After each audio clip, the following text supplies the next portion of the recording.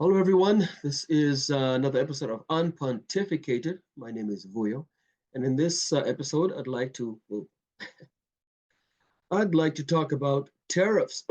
On Saturday, February 1st, it looks like Donald Trump may institute a 25% tariffs on Canadian goods going into the U.S. I don't think he will, but that's just my guess. Or he may have, excuse me.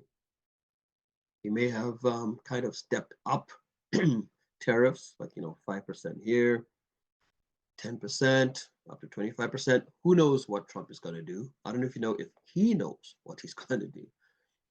But I had a question brought to me about tariffs, where the individual thought that a 25% tariff meant that Canada would have to pay a 25% tariff to the US to export their goods there. Or actually, no, hold on. Hold on, I don't want to misrepresent this lovely individual. He's a good guy. It was, hey bro, tariffs are on goods coming from the US to Canada, no? No.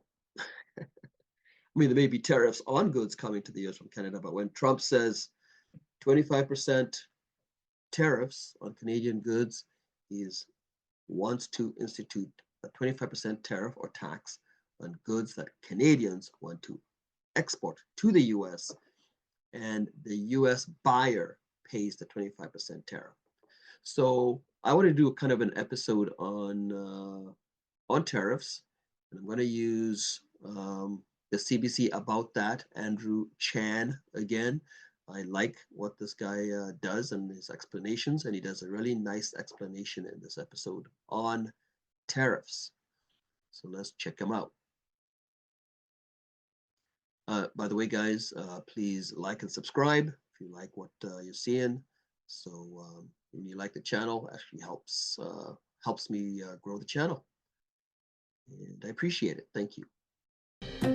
Let's start by underscoring really the most immediate problem with all of this. Probably February 1st is the date we're looking at. We're talking about approximately 25%. Probably February 1st, approximately 25%, without really any more detail than that. These are threats, not policy. But let's say we take Trump's words at face value, and he orders a 25% across-the-board tariff on all goods coming in from Canada and Mexico. What does that do to the American economy? Well, one study by a Washington think tank suggests two things would happen. Inflation would go up, and GDP would go down. Let's tackle those one at a time. Why would inflation go up? Well, contrary to what Trump believes, or says he believes, We will tariff and tax foreign countries to enrich our citizens. when you put a tax on foreign goods, it's not those countries who pay the tax. And here's why. Let's say I have a booming American business in mystery boxes. What's in these boxes? Who knows? Doesn't matter. Maybe it's a Mexican avocado, or it could be a Canadian LX877 Feller Buncher. You don't know. But for me to sell these mystery boxes to America. Hey guys, I just want to, as Andrew Chang goes on, just remember that what he said there. When you put a tariff on, say, Canadian goods, it's not the Canadians who are going to pay the tariff. It's the Americans who are paying the tariff. Okay, so just remember that. Americans, I have to import them first. And if my cost is $100 a box, a 25% tariff means my business has to pay a 25% tax on every box. The fee is generally paid by the importer. The importer has to pay the fee to the U.S. government. So it's not Canada, it's not Mexico, it's not the exporter that pays. It's the American company buying that product to sell to the American people that pays. Now, here I have a choice. My business can eat that extra cost, and many companies do this so that their customers don't stop buying their product. And they might especially do this if they don't think the tariffs will stay for long, like it's just short-term pain. But my other option as a business is to pass my higher costs onto you, the customer. And that can amount to more than just a 25% hike in price, because If my mystery boxes cost me $125 to import instead of $100, remember, I don't sell you the boxes at cost. I have to make a profit. And if my regular markup is 40%, I might now charge my customers $175 per box instead of my normal price of $140.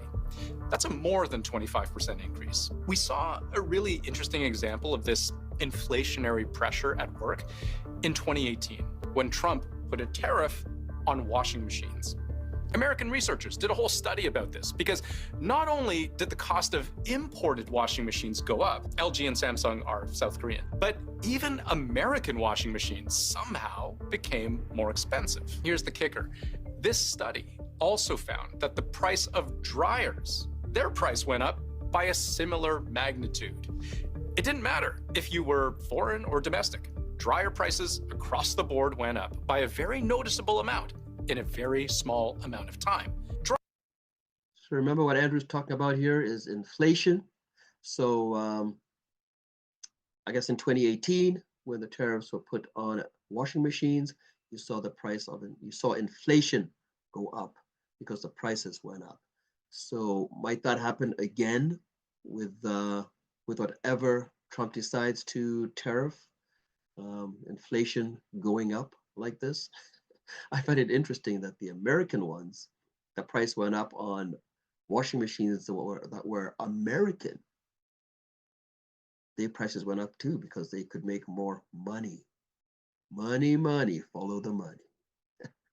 Dryers weren't even part of the Trump tariffs in 2018. But because people tend to buy washers and dryers in pairs, businesses charged more money for them too. So that's the inflation side of things. What about the drop in GDP? When prices go up, consumers have less spending power. More of their money is going to pay this 25% tariff to the government.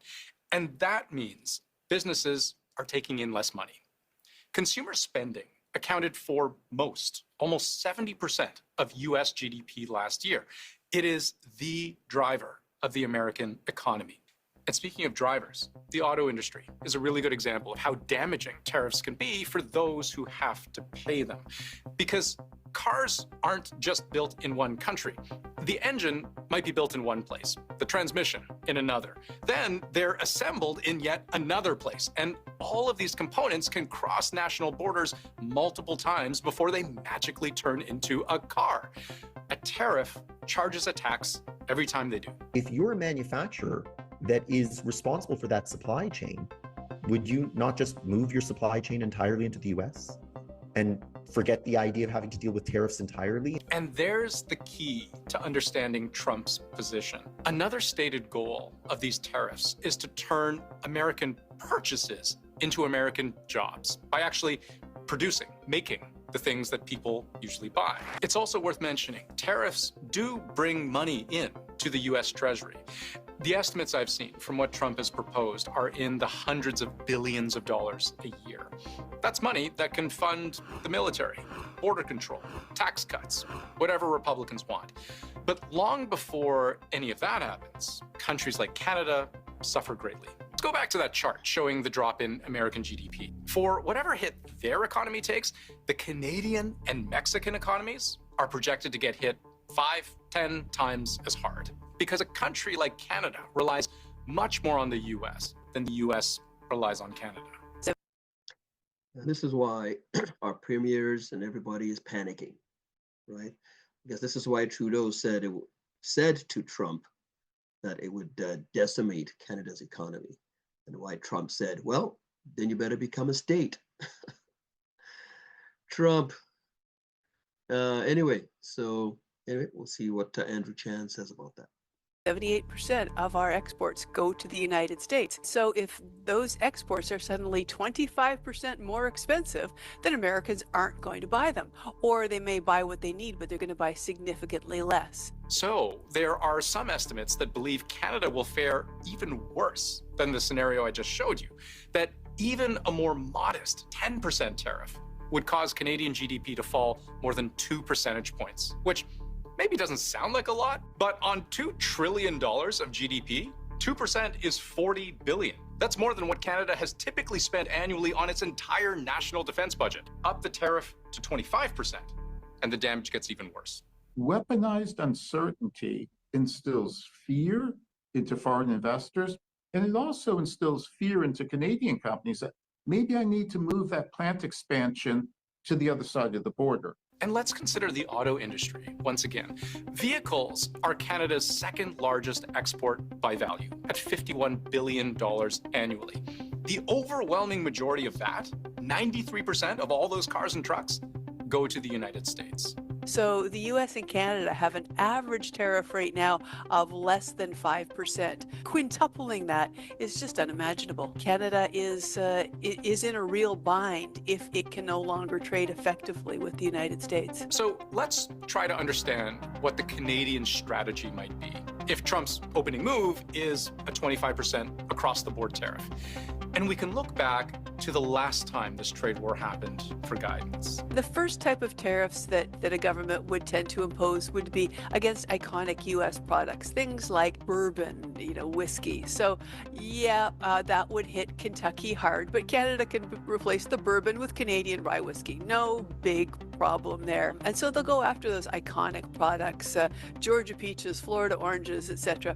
But as those tariffs escalate, if a trade war escalates, you have to put more on the table. And this is where we really start entering into wildly speculative, uncharted waters. Because while cars are Canada's #2 export to the United States, you know what the #1 export is? Oil. The U.S. produces more crude oil than any other country in the world, around 13 million barrels a day. But for its own citizens, it needs more than that, about 20 million barrels a day. Canada produces exactly the kind of heavy crude that American refineries are set up to process, to turn into actually useful things like gas, diesel, jet fuel. So the U.S. buys the majority, around 60% of the additional crude oil it needs from Canada.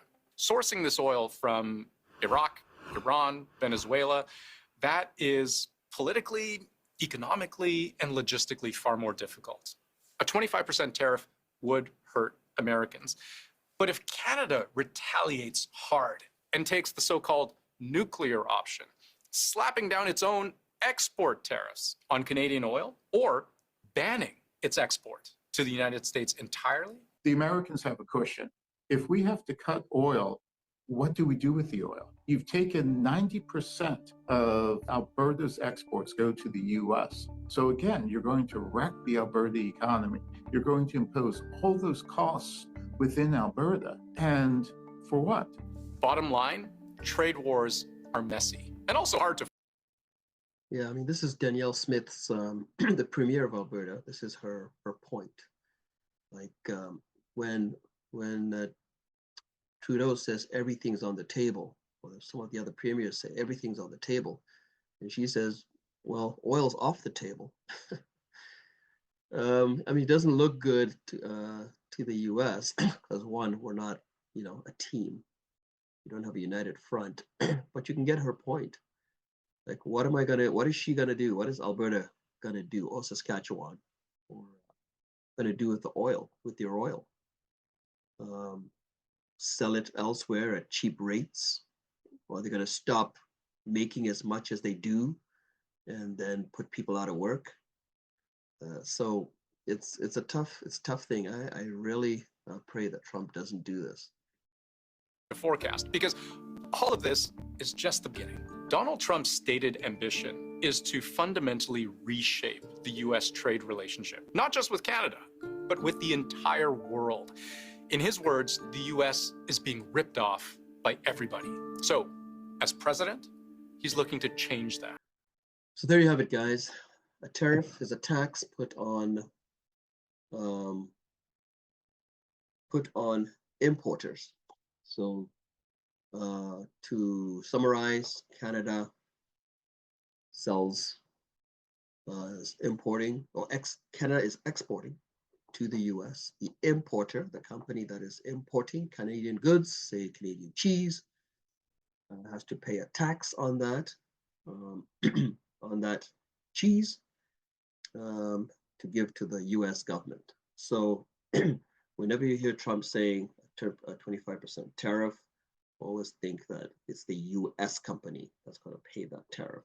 It's going to affect them, affect their costs and and all of that. But it does also obviously affect Canada in a sense that if the U.S. company now has to pay more on a good coming into them, then they might not buy that good anymore because their consumers of that good may not buy that good or as much of that good because their price is going to go up as well. It's a nightmare. So I believe there's a balance, obviously, on tariffs, and I hope Trump sees the light. I mean, I hope he realizes in 2018 the proof is in the pudding of those washing machines, which also affected dryers as well. So I hope someone will bring that to him and let him know this is how it's going to affect the U.S. And plus, we're their friends. We're the U.S.'s best friend, best neighbor. So Donald, please, Mr. Trump, don't do this. All right, guys, what do you think? Did that help a little bit? And please like and subscribe. And I really appreciate it. I'll see you in the next episode. Bye-bye.